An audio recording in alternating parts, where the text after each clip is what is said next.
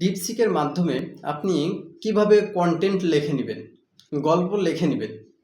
তো video continue করলে আপনারা বিষয়টি সম্পূর্ণ বুঝে যাবেন এবং খুবই উপকৃত হবেন।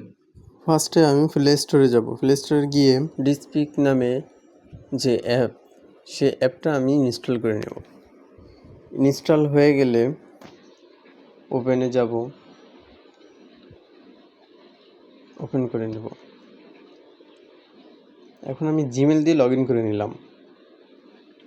জিমেলে কোড আসবে, কোডটা দিয়ে দিব।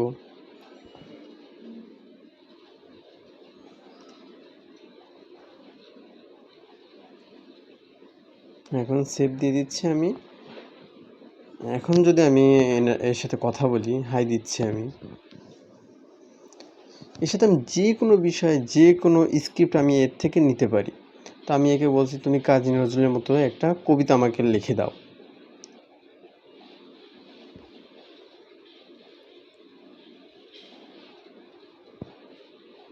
সে আমাকে কাজী নজরুলের মতো একটা কবিতা লিখে দিচ্ছে। তো এর সাথে শুধু কথা বলা না, যা জিজ্ঞাসা করবেন সে বিষয়ে আপনাকে পরামর্শ দিবে।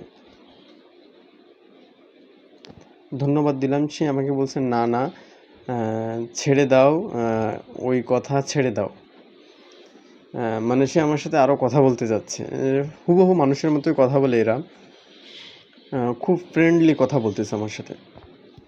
তো আপনারা নিজের মতো করে আপনারা প্রশ্ন করবেন, যেটা জানা সেটা জেনে নেবেন।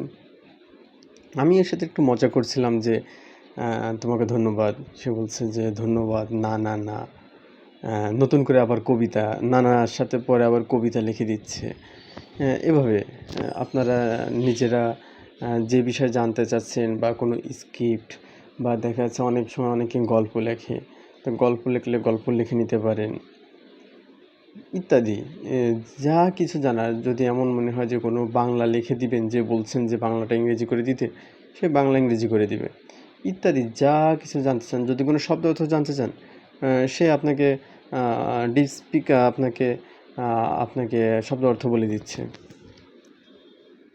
তো ভিডিওটি ভালো লাগলে লাইক, শেয়ার, সাবস্ক্রাইব করবেন। ফেসবুকে হলে ফলো করবেন।